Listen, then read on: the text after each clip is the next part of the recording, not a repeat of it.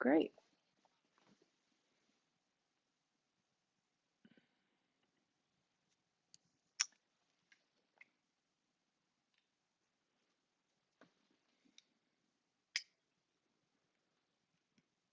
Welcome. Welcome, everyone. We're going to take a 27-minute practice called Restore and Reconnect. And it's going to be a bit of a yoga, somatic based yoga practice. And I'm going to start on my back. If you have an area that's free to practice on, if you want a blanket under your spine, you don't really need a yoga mat. Just some nice place where you can lie down, maybe on a rug. I'm in a big sweater because it's still pretty chilly here. So coming onto your back when you're ready, letting the back body settle down. I have my feet bent. I'm sorry, my knees bent and my feet on the floor. And just taking a moment to land, noticing gravitational pull on the face, the spine, the limbs, noticing how your energy is in this moment. And maybe just taking a couple of breaths here to land. And there's no particular breath technique except noticing. If you can slow down your exhalation, that would be great. There's no need for a deep breath. You might even just think of sipping breath in, exhaling it out a little bit slower.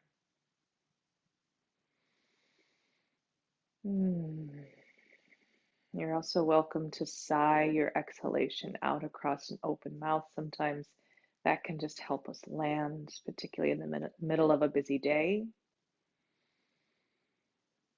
And then we're going to begin moving, drawing the right knee toward the chest. You can hold on to the back of the thigh, top of the knee, or just let the arms continue to rest where they are, letting gravity hold the leg in place, circling the ankle and circling the other way. And then flexing and pointing, just beginning to notice how this right foot feels, feeling the stretch of the calf and the engagement of the shin. And then we're going to let this grow into a bigger pattern, pressing the heel up to the ceiling, lowering the leg down, and then following through, bending the knee, drawing it back towards the chest, as if you were pedaling a bicycle with this one leg. Reaching up, out, and down a few more times. And as the leg is moving, just noticing how the left foot can support the trunk, staying firm to the floor. And then reversing direction.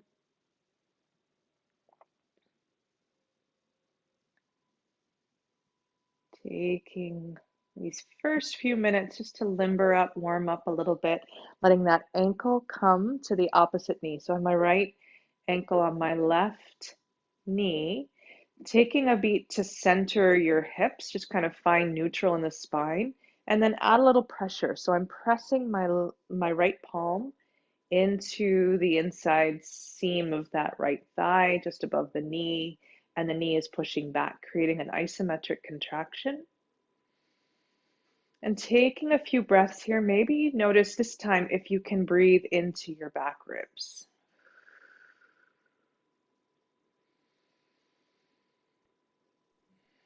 Can I ask a question? Yes, please. What does it mean to breathe into your back ribs? So, great question. So often we get cued to belly breathe in yoga. And one of the things that I like to draw people's attention to is that, in fact, 60% of our lung capacity is behind the heart. So there's all this room in our back body that we tend to neglect when we're breathing.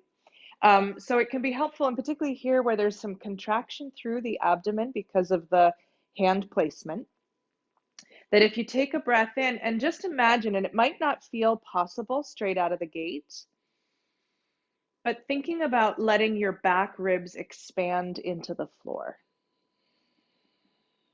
And I don't know if that's helpful, but our breathing diaphragm actually wants to move out in all 360 degrees. And so I like to try and invite people also because I'm going to release this leg and let it come down. And we'll take all that on the left side. So we keep moving, and I'll tell you a little bit more because I love questions.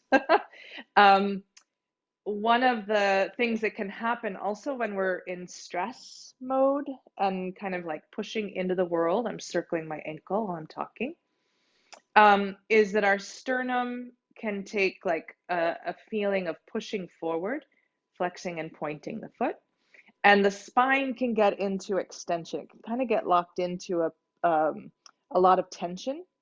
And so it can be helpful to just to notice that, oh, I might be pushing out forward into the world with my spine.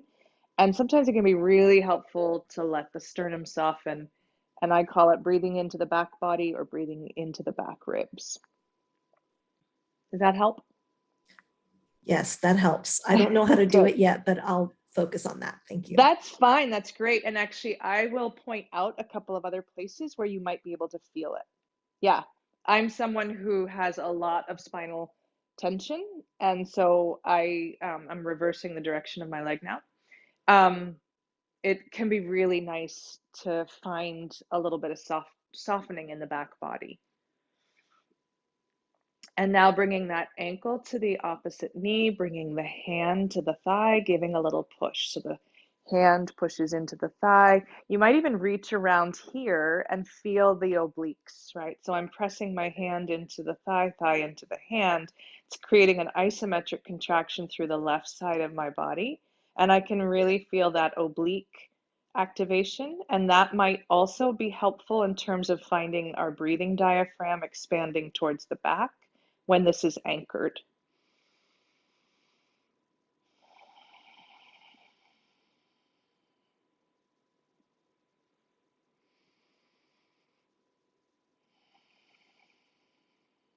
And then gently release, wag out that knee, letting that leg come up, out, and down, and drawing it in. And let's just take a moment, letting the knees relax from side to side. My arms are open wide to a T, and I'm going to let my gaze fall to the right as my knees fall to the left. And then coming through center, taking it the other way. Knees fall to the right, gaze falls to the left. And you're welcome. I invite people to pause and take a few breaths if you're comfortable pausing and taking a few breaths. If you find it's more helpful to keep moving, just letting the knees and gaze shift back and forth while you're breathing can be helpful. And sometimes it's just the state we're in, sometimes it's muscular preference, bone geography, all sorts of things can have an impact. So taking a little bit of time to notice for yourselves. Do I like to pause and hold and breathe while I'm there, or does it feel more comfortable just to invite the tissues to keep moving back and forth? I'm going to take it one more time. Knees left, gaze right.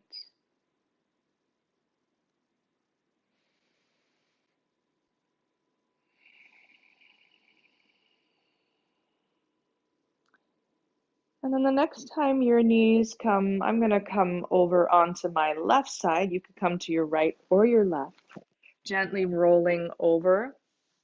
And we're going to come to hands and knees,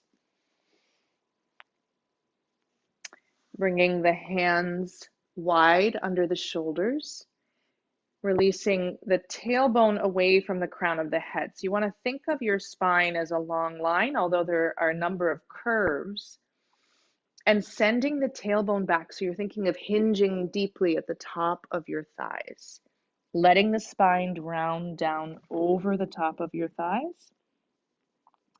Again, this is a similar thing where if you wanted to pause here in what's called child's pose and once more breathe into the back body, you might find it more accessible here because the front is actually constricted by the thighs and the back body is open. If there's a lot of tension in your spine, however, you might find it a lot more comfortable to move forward to table and then send the hips back again a few more times. And maybe just thinking about what would it mean if I let my back body round, if I let my breath come up into the back. It can help to also think of supporting from your abdomen. So there's core support. I'm pressing into my shins, pressing into my palms to help draw the weight forward, and then pushing back. So there's a pulling and pushing quality. Just wanted to let you know, I think I just found my back breath doing this. Thank you. Awesome, awesome, awesome. I'm really glad. That's great. Thank you for letting me know. Back and forth. And then you might take this in a big circle, and this might be helpful for finding a little bit of your side ribs. It's a little tough to feel a breath coming in here. But for sure, noticing that we have this side space from the armpit to the side of the hip, and then taking it the other way. So we want to think about front, back, sides, all these lovely curves the human body has. There's nothing really linear about us.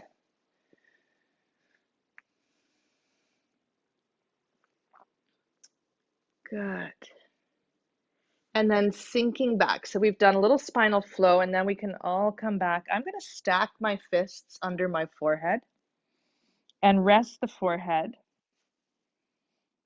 And then take a couple of breaths. We can pause together here to breathe into the back. It might also help just to activate your elbows, pressing down slightly into the floor, broadening your shoulder blades. And if that means your head lifts up, that's okay too. I find actually I need a little more height to my spine. But this is another place where you can pause and really feel that active pushing down with the hands, broadening the shoulders, lifting the back ribs towards the ceiling, and making room for breath.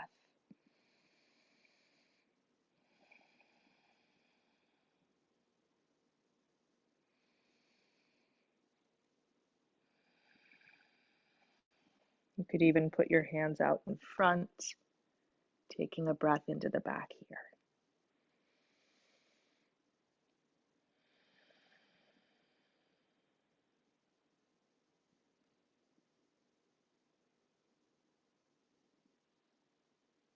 And then gently drawing the weight forward once more. We're going to lay the belly down now onto the floor. So however you feel most comfortable coming down.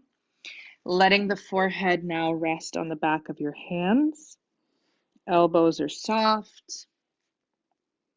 Belly is soft. Now here might be a place you could breathe into the whole of your trunk, 360 degrees, belly, ribs, to the side and back.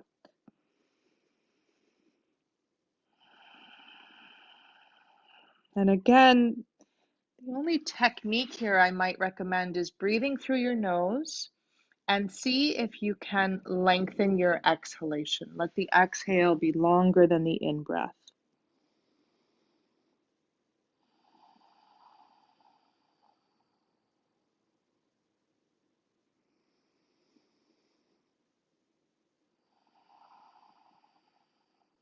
I'm going to take one more slow breath here.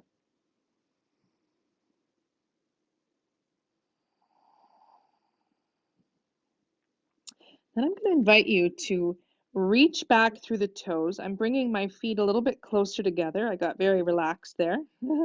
Reaching back through the toes, activate the legs, activate the feet, pressing your hips down into the ground, pressing the floor away with your hands and then your forearms, bringing the elbow under the shoulder. So I have my elbows broad under the shoulders, under the shoulder joint, and pressing down with the forearms, reaching back through the toes, letting the crown of the head reach for the sky. This is called Sphinx pose. And this can be a nice way to actually activate the back of the body. You also want to be mindful of that your core is helping to support. So the abdomen as well as the back is coming up into Sphinx pose. So it's a whole body isometric. Taking a breath in with your head on straight. Exhale, gently turning to look over your right shoulder. And when you're ready for your next in-breath, breathing back to center. Exhale, looking left.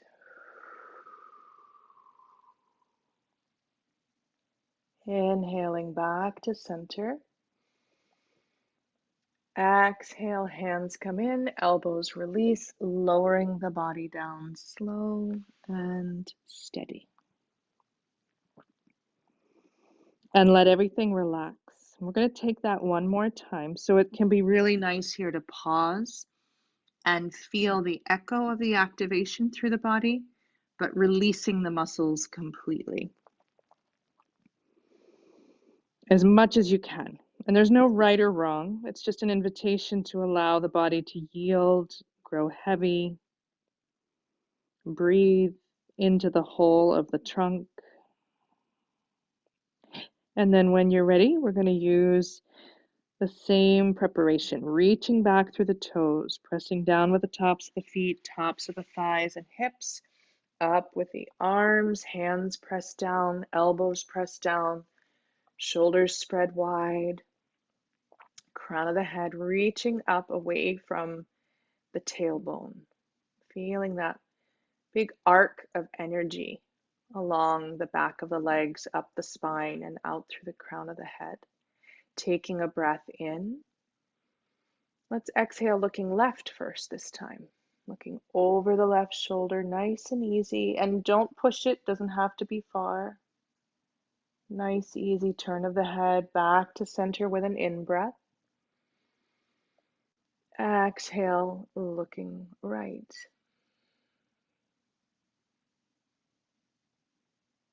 Back to center.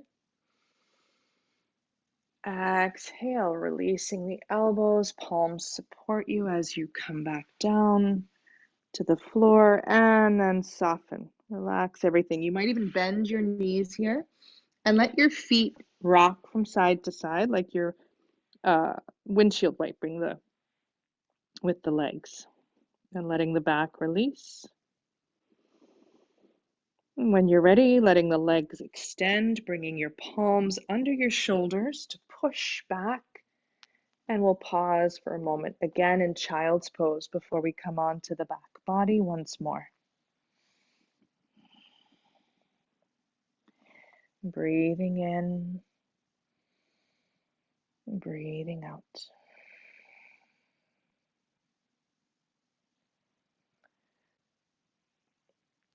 I've taken a slightly different shape here, bringing my elbows directly in front of my knees and pressing the palms down just as we just did in Sphinx. If you want to try that, you can.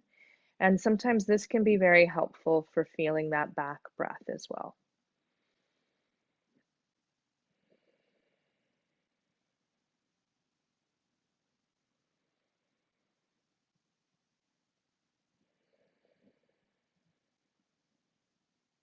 And taking one more breath here.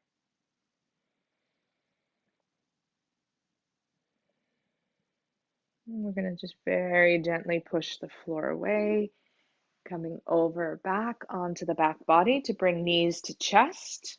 So it's the same shape as child's pose. It's just a different orientation to gravity.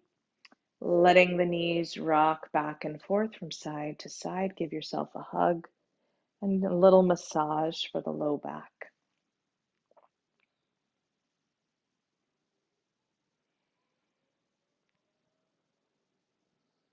Good. When you're ready, letting the feet come back down. It can be nice to let it be a slow transition. One foot touches down and then the second foot touches down. I'm going to draw the right knee towards the chest. This time I'll encourage you to take a hold of the leg and send the heel back up towards the ceiling. pausing for a moment here for a few breaths. You're thinking about, and you're welcome to put if you have tight back of the legs, sometimes putting a little bend in your knee is is more comfortable. So please make sure this feels comfortable. The other addition I like to do here is pressing the outside edge of the foot up towards the ceiling and then the inside edge. And you'll notice that might get into some intensity in the calf muscles, the outside lines of the legs, maybe across the sole of the foot. Being kind of curious about what those sensations are, if it's tension or if it feels good or a little bit of both. And then I'm going to use my right palm to catch my leg. So I've got my elbow in tight by my rib cage, and I'm letting my right palm catch the weight of my right thigh. My left hand is going to come and just guide my left hip toward the floor. So we're gently opening that right leg out to the side. The goal is not to get the foot to the floor, but the goal is to sort of allow that thigh bone to open out and relax into your palm while the trunk stays neutral. So you can kind of feel into your low back and hips. You want to feel like they are grounded onto the floor. And then coming up to center, give an assist with that hand. And now I'm going to cross the center line, catch my leg with my left hand, elbow in by my side. And again, I'm just sort of finding a place where I'm looking for sensation in the outside edge of my right hip. If you're very flexible, you might want to roll all the way onto your left side. If that's not an attribute you have, that's fine. Hang out where it's comfortable, right? We're looking to just kind of have a relationship with sensation in that leg. Give a little bit of a stretch, maybe with a few breaths. You notice that the body is more willing to move deeper into that shape. And it's not a requirement. It's just something to notice. So I can feel with every couple of breaths, my body's like, oh yeah, I could do a little bit more. Coming back up to center, bending that knee down. We're going to take all that with the left leg. Left leg comes up, taking the back of the thigh with your hands, either extending the knee fully or keeping a little bend to the knee, pressing the outside blade upward and then the inside blade. Same thing here.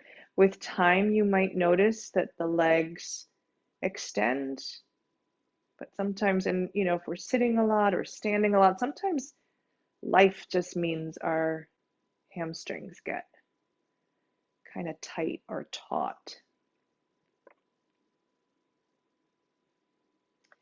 And then bringing the left hand to the thigh, elbow comes in close to the rib cage, right hand comes to the right hip to keep the spine neutral, and then letting that leg gently slide open, just as far as you can while keeping the hips square to the floor. So feeling that contact. The back body is firm, the abdomen is helping to support and create stability here.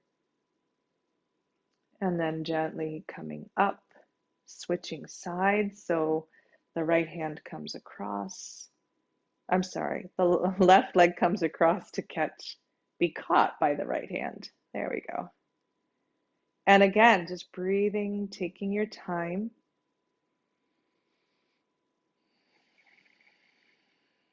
Slowing down the exhalations. Making sure sometimes when we're learning something new or if we're concentrating, we might be holding our breath. So it can be helpful just to notice, be sure you're breathing.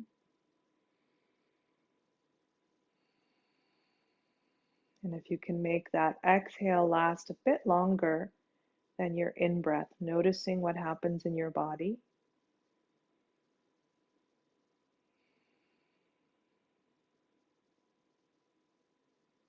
And then gently coming back up, assisting with the hands. Folding that knee.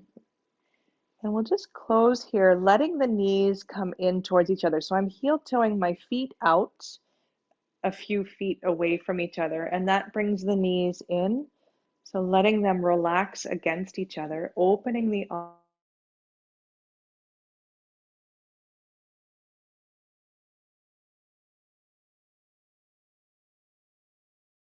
arms wide. Have your left over your right. Doesn't matter, you just want to be sure you note which one's on top, and then we'll change them after a couple of breaths. So the arms are hanging sort of over the chest, throat, chin region. And here again, if you can find that back breath, that's great. If it feels like maybe you're breathing into your armpits, that's great.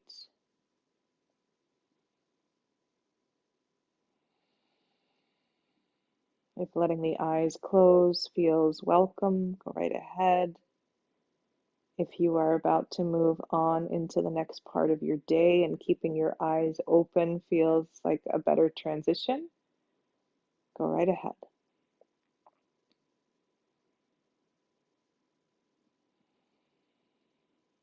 And then let's gently open the arms wide and changing. So whichever arm was on the bottom comes on top.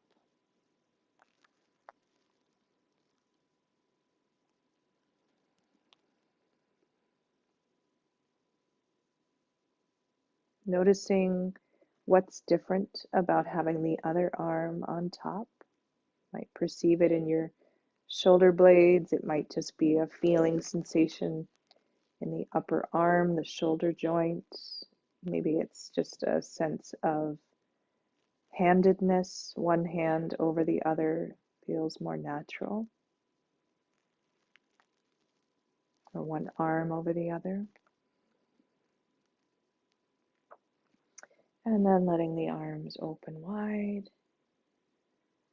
Taking one more breath here, palms facing the sky, arms wide to a T.